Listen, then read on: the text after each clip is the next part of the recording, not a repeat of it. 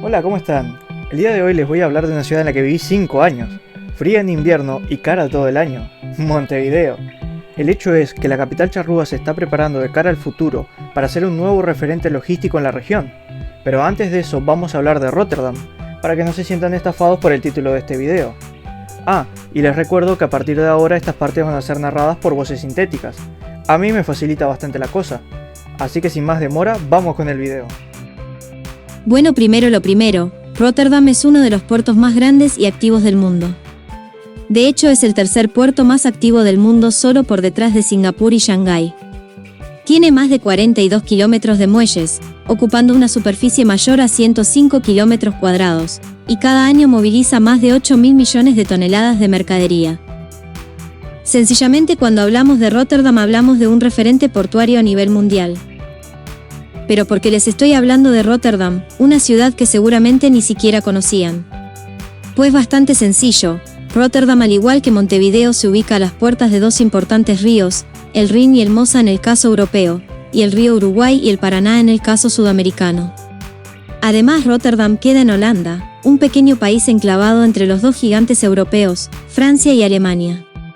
Mientras que Montevideo es la capital de Uruguay, país enclavado entre los dos gigantes de Sudamérica, Argentina y Brasil. Y a pesar de que muchas veces las relaciones en el Mercosur entre Argentina y Brasil no son de las mejores, en Europa esto es todo lo contrario. Francia y Alemania han aprendido, y después de muchas guerras, que lo mejor que pueden hacer por la prosperidad y el progreso de su continente es cooperar. De esta forma, Rotterdam, ubicada estratégicamente sobre el Mar del Norte, y en la entrada de la hidrovía del Rin, la cual da acceso al interior del continente europeo, se ha convertido en el Europort, es decir, el puerto de la Unión Europea. Y esto ha sido algo muy bueno para los holandeses, que a pesar de su tamaño como país, han sabido sacarle provecho a esta particular situación geográfica para posicionarse como uno de los países más prósperos y ricos dentro de la Unión. Y a pesar de que es evidente de que el caso sudamericano tiene muchas diferencias, Montevideo está apostando a ser la Rotterdam de América, y para eso se está preparando para la recepción de megabarcos de nueva generación. Con la inversión de la empresa belga Catonati, de entre 500 y 600 millones de dólares en su infraestructura, la más grande en la historia del puerto, la capital charrúa apunta a posicionarse como un hub portuario sudamericano. A través de la compañía Terminal Cuenca del Plata, compuesta en un 80% por Catonati y en un 20% por la Administración Nacional de Puertos, se planea expandir en unas 22 hectáreas la playa actual de contenedores, además de la construcción de un segundo muelle de 730 metros de largo, que dará lugar a dos nuevos puestos de atraque para barcos más grandes. Las obras de expansión de la terminal también vienen acompañadas por el dragado del canal de acceso al puerto, a 14 metros de profundidad, lo que permite el arribo de buques de mayor porte. El objetivo de Montevideo es lograr mejorar su competitividad como nodo logístico, y ser un centro de distribución regional. Para lograr esto, además de las obras de Cuenca del Plata, Montevideo viene trabajando en mejorar los accesos al puerto, para los demás medios de transporte. Para empezar, en este 2022 se inauguró la terminal especializada en celulosa de UPM, junto a la vieja estación central de trenes de AFE, obra que viene de la mano con el proyecto del ferrocarril central, que por si no sabes tengo un video donde explico mejor en qué consiste. Pero a grandes rasgos, UPM, la principal empresa pastera, quiere sacar la producción de celulosa de su nueva planta en Paso de los Toros, hasta su nueva terminal especializada en celulosa en el puerto, y para ello pretende revivir el ferrocarril entre Paso de los Toros y Montevideo, dado que el modal ferroviario es el mejor de todos cuando hablamos de transporte terrestre de commodities. Por otra parte, para mejorar el acceso carretero se está construyendo un viaducto de 2 kilómetros en la rambla portuaria para camiones, separando el tráfico pesado del liviano, y ofreciendo entradas más eficientes para la carga a granel y la terminal de contenedores. La obra, que costará alrededor de 140 millones de dólares, y que espera estar culminada en 2023, también pretende convertirse en uno de los símbolos más vistosos de Montevideo, pues la obra incluye un puente colgante de más de 1.200 toneladas. Toda una postal sobre la bahía. Y por último, esto en sí no tiene que ver con transporte, pero más al norte, en la zona de Capurro se está construyendo un nuevo puerto pesquero, para pesqueros extranjeros. La obra consta de un muelle de 1000 metros con capacidad para recibir 50 navíos. Este nuevo puerto seguramente empiece a estar operativo para abril de 2023. Bueno, esta bahía siempre ha sido el centro del universo aquí en Uruguay, pero lamentablemente no todo es color de rosa. Pero para hablar más en detalle de eso, primero vamos a ver un poco de la historia de Montevideo en retrospectiva. La historia de Montevideo es un tanto particular, dado que antes de siquiera ser una ciudad, ya era un puerto. Desde que los portugueses fundaron la colonia del Sacramento, ellos buscaban asentarse en el Río de la Plata. Y cuando vieron que al este existía una bahía natural donde se podría formar una nueva ciudad, intentaron establecerse en 1723. Pero tan rápido como habían llegado, fueron expulsados por los españoles desde Buenos Aires. Para evitar que los portugueses se asentaran ahí, tendrían que ser ellos quienes fundaron esa ciudad. La cuestión es que el lugar elegido por los portugueses era sencillamente ideal. El sitio tenía una bahía circular, profunda, protegida de los vientos, y muy cercana al canal de entrada al Río de la Plata. Al oeste de la bahía hay un cerro donde se edificó una fortaleza aprovechando el terreno elevado. Y en su margen una punta excelente donde colocar una ciudad portuaria fortificada, gracias a que la mayor parte de su perímetro estaba rodeada de agua. La misma estaba expuesta por tierra en una mínima parte de su perímetro, donde se dispuso unas murallas formidables y una fortaleza. Paréntesis. Sé que Montevideo se ganó el título de la Troya del Nuevo Mundo, pero es que con estas condiciones geográficas me recuerda bastante a Constantinopla. De verdad, bastante. Cierro paréntesis. En fin, en los años siguientes Montevideo generó una rivalidad muy fuerte con Buenos Aires, rivalidad que se conoce como la lucha de puertos. Brevemente resumida, ambas ciudades pretendían, en la medida de lo posible, posicionarse como el puerto de referencia para toda la región del sur del continente. La idea era simple, captar la mayor cantidad posible de materias primas de las provincias interiores para exportar, a la vez de ser el punto de ingreso y distribución de las importaciones del virreinato. Aunque esta rivalidad tiene sus episodios e historia, resumidamente esta no se saldó, entre comillas, hasta la independencia de Argentina y Uruguay. Pero sin entrar en detalles, desde la independencia del Uruguay, hasta los años 90 el puerto de Montevideo tuvo una administración plenamente pública.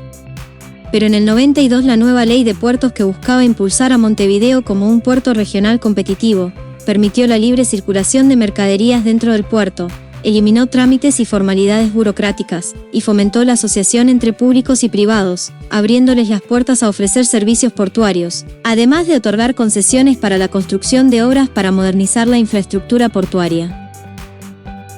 De hecho, en estos años fue que se instaló Terminal Cuenca del Plata, con 80% de participación es de Cato Natie y 20% de la Administración Nacional de Puertos. Desde entonces se le concedió a Cato Natie la explotación de la terminal especializada por 30 años, pero durante el gobierno de Tabaré Vázquez esta empresa inició un juicio al Estado uruguayo por valor de $1.500 millones, dado a que entendía que se estaba favoreciendo a su rival, Montecón. Pero con el nuevo gobierno de Luis Lacalle Pou el Estado uruguayo llegó a un acuerdo con la empresa belga, por la cual, esta no solo abandona su litigio por los 1.500 millones, sino que realizará una inversión de $500 millones para modernizar y expandir la terminal de contenedores, además de otorgar rebajas de entre 20 y 30% de sus tarifas. Por supuesto, la inversión de Cato Natie no es gratis. A cambio de su inversión, el Estado uruguayo ha debido conceder el privilegio de la explotación de la terminal portuaria de contenedores por 50 años, es decir, hasta 2081. Y por otra parte, este acuerdo sentó mal a la principal rival de la empresa belga, Montecón, que ha salido a repudiar este contrato como un monopolio que el Estado le dio a su principal rival, atentando contra la libre competencia, y actualmente está analizando la posibilidad de hacer una demanda contra el Estado, dado que el monopolio de facto de Cato Natie viola la misma ley de puertos del 92, que establece la libre competencia. Por su parte, el gobierno también se ha dividido sobre este tema. Desde la coalición de gobierno encabezado por el presidente Lacalle Pou se defiende este acuerdo como razonable y evitó la demanda de la empresa belga. Ustedes saben que nuestro país estaba por enfrentar un juicio inminente de $1.500 millones en la terminal Cuenca del Plata. Cerró un acuerdo con Cato Natie que no solo desiste del juicio, sino que además se compromete a invertir 460 millones de dólares, además de proceder a una rebaja importante en lo que hace a las tarifas. Mientras que desde el Frente Amplio se lo ha cuestionado duramente como una entrega de la soberanía nacional, creando un monopolio inconstitucional, pues fue creado a partir de un decreto, y para tal fin sería necesario una ley con mayorías especiales. El puerto está asociado a nuestra historia, y este acuerdo ata la política portuaria del país de pies y manos. Este acuerdo es un acto de entrega de la soberanía nacional. Es cierto que esta cuestión tiene sus aristas jurídicas, políticas y económicas. Pero lo que es una realidad inminente son los grandes cambios que se están produciendo en el transporte marítimo en estos precisos momentos. No sé si lo sabías, pero las principales navieras están apostando por construir verdaderos megabarcos. Y cuando hablo de mega me refiero a una proporción nunca antes vista. Los megacargueros de última generación pueden llegar a medir más de 400 metros de largo, algo así como 4 canchas de fútbol, y pueden alcanzar un alto de más de 80 metros. Eso es más alto que la Estatua de la Libertad.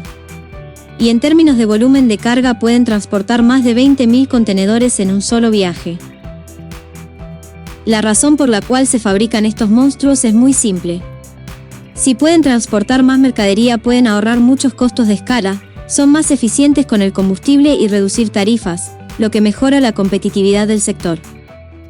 El problema es que no todos los puertos están capacitados para recibir esta nueva generación de barcos, que necesitan por lo menos una profundidad de entre 15 a 17 metros para atraque, y grúas de por lo menos 26 metros de alto.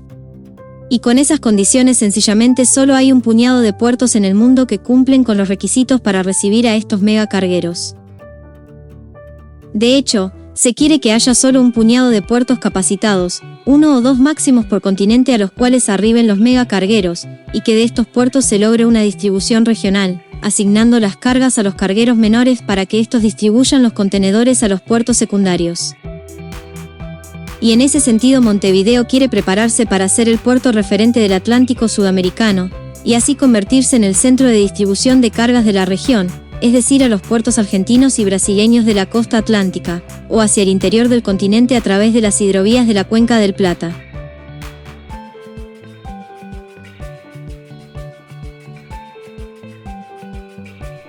Bueno, como ves, la cuestión es muy compleja. Por un lado están las empresas y los políticos, cada quien con sus argumentos e intereses sobre el puerto.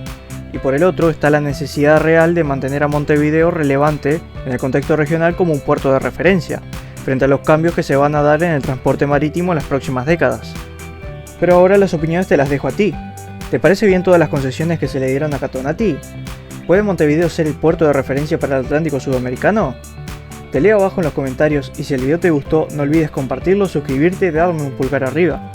Yo soy Ese, esto ahora es Síntesis y nos vemos hasta la próxima. Adiós.